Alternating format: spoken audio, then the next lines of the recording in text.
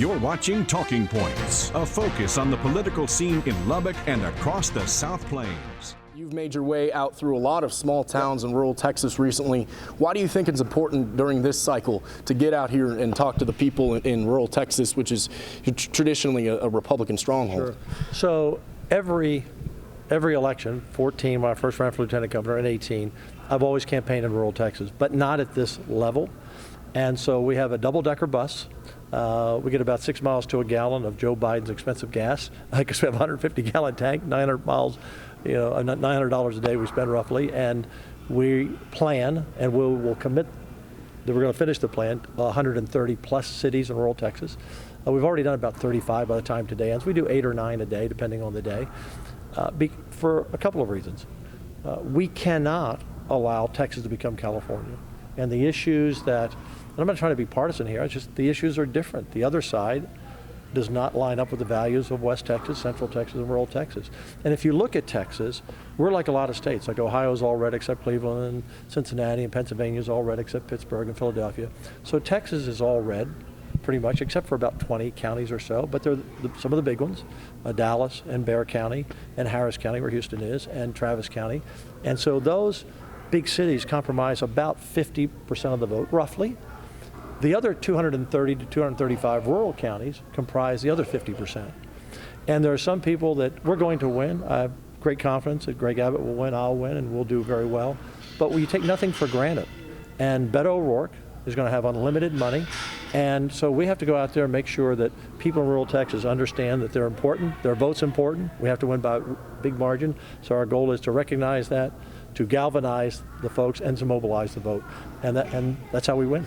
Well, your opponent, Mike Collier, has come through town to some of these other rural cities across Texas recently, and the pitch he is making is one he believes that will be uniquely apt to the people of West Texas. He talks about your record on property taxes, on public education, and on the power grid.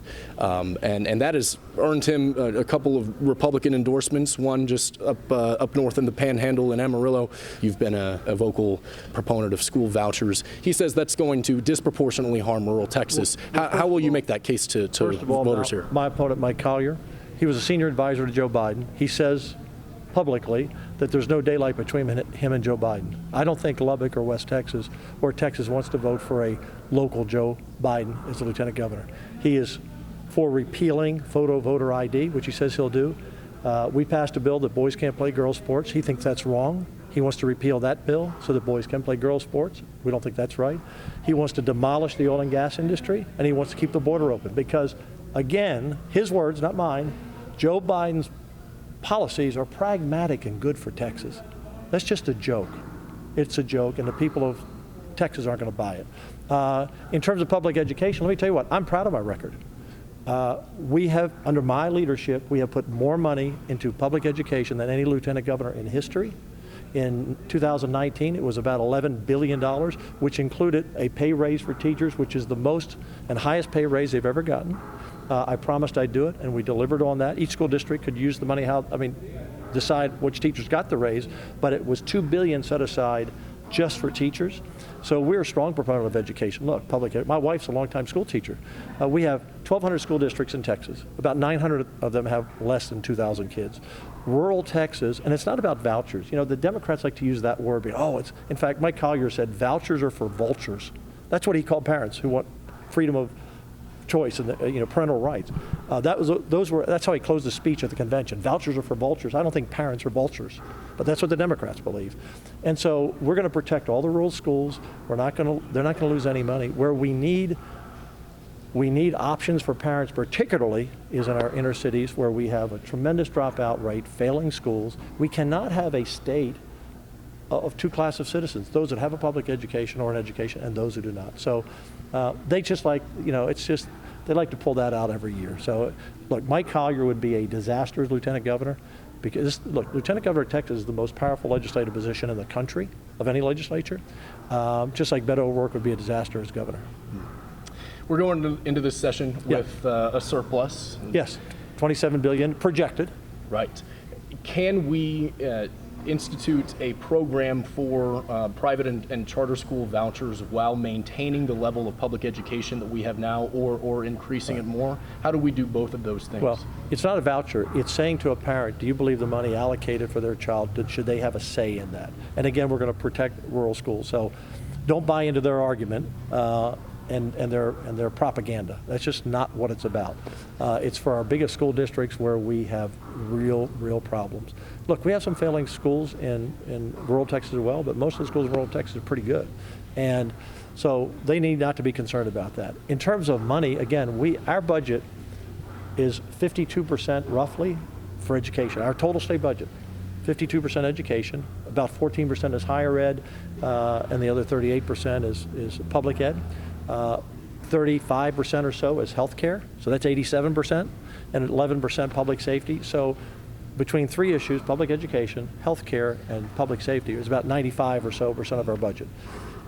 And so it always, where your treasure is where your heart is, where your heart is where your treasure is. It's biblical scripture there. We put the most money in public education of all of our budget. So the $27 billion, those extra dollars, we're going to do two things. The governor's agreed. I've already agreed. I said it right away. We're going to send a big tax dividend back to property tax payers, homeowners, several $1 billion worth. And when my opponent, Mike Collier, says, well, we haven't done anything on property taxes, stop. He doesn't know what he's talking about. Number one, the homestead exemption was $15,000 when I became lieutenant governor. It's $40,000 today. That alone saves every taxpayer. They take $40,000 off the top of the price of their home. They don't have to pay taxes on it. Next session, we'll take it to $55,000. We'll get it to $100,000. Mike Collier doesn't have a clue how to pass a bill, more or less do something as complex and complicated as that. And number two, Mike Collier says in his speeches, he's going to raise property taxes on business. He's going to raise the franchise tax, and he's going to raise the gas tax. Remember, he's Joe Biden's guy for Texas. The other thing we've done on property taxes, and people are going to see it this year, look, there was a time when whenever your appraisal went up, your tax bill went up the same, and it's complicated, but we took that and broke it in half. So you want your property to grow in value, so one day when you sell it, it's worth more than you paid for it, but you don't want to be taxed on that value. So when you get your property tax bills, which will start coming out in October, those who had these big appraisals are going to say that the taxes did not fail, because we passed a bill in 19 that Mike Collier doesn't even understand, that says county governments cannot grow more than 3.5% unless they want to get a vote of the people. And school districts are capped at 2.5%. They were growing at 7%, and we are using sales tax money that we collect to reimburse the school districts for that property tax. So as the values go up, the cities and counties have to lower their tax rate to keep it within 3.5%, which is kind of population and inflation. And if they want more, they can go to the people and say, hey, I need more money for fire or police, and the people can decide like they do for a bond issue or anything else. So my opponent has no idea what he's even talking about. Talking about public education, another issue at the top of every parent's mind is, of course, school safety.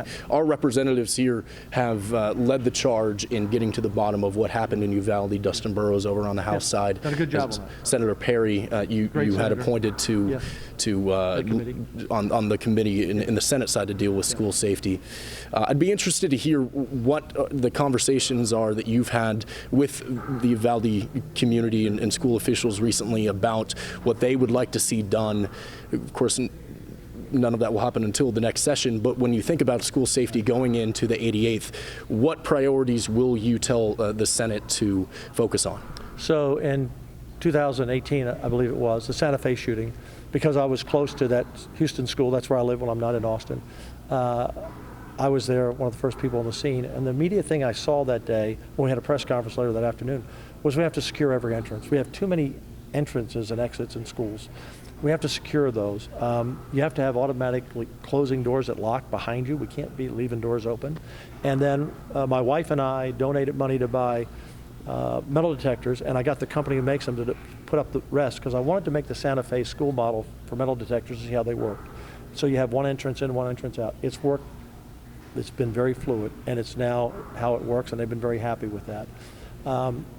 We put in money after that to pay for teachers to be trained if they want to carry, and if the school district allows it. So, but here's the deal.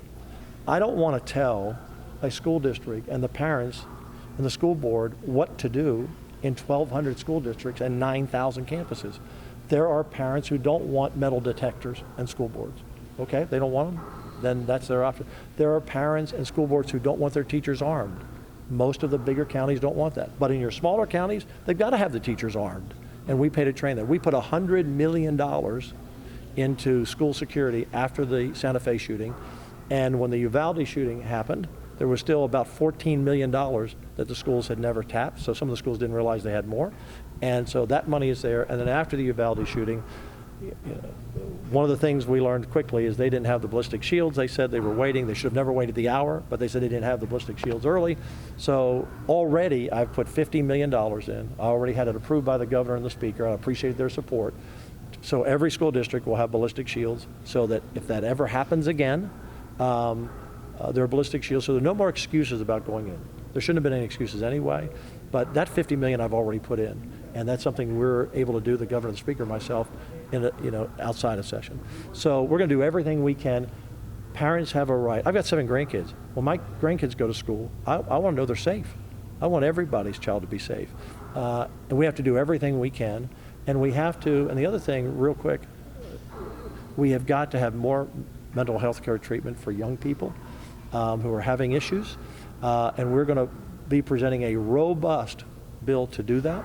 We're working on that plan now.